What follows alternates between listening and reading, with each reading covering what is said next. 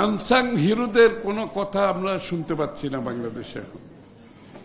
এখন এই কৃতিত্ব কিছু মানুষ তাদের কাছে নিয়ে যাচ্ছে। আসলে এই কৃতিত্বের যারা বহুদিন ধরে যাদের ত্যাগের মাধ্যমে আজকে শেখ হাসিনা বিদায় নিয়েছে, এই ফাউন্ডেশন যাদের ত্যাগের মাধ্যমে হয়েছে, যে সমস্ত আনসাং হিরো অবদানের কারণে বাংলাদেশে একটি গণজাগরণ হয়েছে, বাংলাদেশের মানুষ এগিয়ে এসেছে, বাংলাদেশের মানুষের মধ্যে একটি সরকার বিরোধী আন্দোলনের জন্য যে একটা সাহস জুগিয়েছে, এটা তো বহুদিনের সমষ্টিগত অনেকের অবদানের কারণ। এই জন্য আমার মনে হয়, আমি একমত যে আসলে এই শেখ হাসিনার পতনের বিরুদ্ধে যারা হিরোজ আছে ওভার দি ইয়ার্স, গত 10-15 বছরে অনেকে তো মারা গেছে, তাদেরকে তো আমরা আর পাচ্ছি না, কিন্তু তাদেরকে সামনে আনতে হবে। অনেকে গুম হয়েছে, ফিরে আসে নাই, অনেকে পুলিশের হেফাজতে মৃত্যুবরণ করেছে, তাদের কথা বলছি না আমরা, কিন্তু অনেকে জেলখানায় বিনা চিকিৎসায় আমাদের সামনে মারা গেছে, কারণ চিকিৎসা দিচ্ছে না, উদ্দেশ্য প্রণোদিতভাবে চিকিৎসা না দিয়ে মৃত্যুবরণ করেছে। গ্লিটারের টুইন লেমন ও অ্যান্টিব্যাকটেরিয়াল ফর্মুলা বাসনকে চকচকে জীবাণুমুক্ত করে আমাদের দেয় গ্লিটার গ্যারান্টি।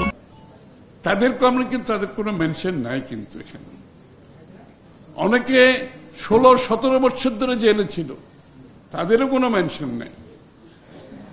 অনেকে, আর কার কথা বলবো, দেশনেত্রী বেগম খালেদা জিয়া, যিনি গণতন্ত্রের জন্য 6 বছর জেলে থেকে মৃত্যুর মুখে চলে গেছে, সেই কথাটা খুব বেশি উচ্চারিত হচ্ছে কি বাংলাদেশে? যেই মানুষটির কারণে বাংলাদেশের জনমত সৃষ্টি হয়েছে, কার জন্য? শেখ হাসিনার বিরুদ্ধে যিনি সরাসরি যুদ্ধে নেমেছেন, সেটা হচ্ছে বেগম খালেদা জিয়া, যিনি জীবনের বিনিময়ে জেলখানায় থেকেও কম্প্রোমাইজ করেন নাই, যেটা বেগম খালেদা জিয়া। এই কথাগুলি উচ্চারিত হয়। মনে হচ্ছে শেখ হাসিনার পতনের পিছনে কিছু লোক বলেছে আর শেখ হাসিনা পালিয়ে গেছে, অত সহজ। সুতরাং এই কথাগুলো আমরা কিন্তু কৃতিত্ব নেওয়ার জন্য কোনো সময় বলি নাই। এই মঞ্জু আমার ব্যাপারে, আমি কিন্তু কোনোদিন আমার ব্যাপারে বলতে চাই না, কারণ আমার কৃতিত্ব নেওয়াটা বড় বিষয় না, এটা সমস্ত জাতিকে আমরা কৃতিত্ব দিচ্ছি। কিছু লোকের কৃতিত্ব নেওয়ার কারণে আমাদের মধ্যে বিভক্তি সৃষ্টি করতে লাভ নাই।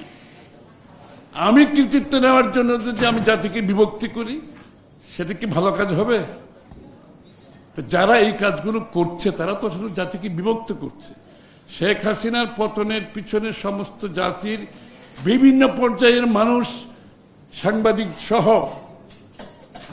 সকলের কৃতিত্বে এই শেখ হাসিনার পতনের পেছনে। এই জিনিসটা স্বীকার করতে অসুবিধা আছে? তাহলে তো ঐক্যের কথা যে আমরা বলি, অনৈক্য তো এখানেই সৃষ্টি হয়েছে। আপনি যারা অবদান রেখে, যারা আনসাং হিরো, তাদেরকে আপনি কৃতিত্ব না দিয়ে আমরা কিছু লোক যদি মনে করি আমাদের জন্য শেখ হাসিনা চলে গেছে, এটা বিশ্বাসযোগ্য কথা হবে কোনদিন? কেউ বিশ্বাস করবে? সুতরাং ঐক্যের কথা যখন বলবেন, কথাবার্তা বলার সময় চিন্তা করে বলতে হবে, সত্যকে স্বীকার করতে হবে, ইতিহাসকে স্বীকার করতে হবে।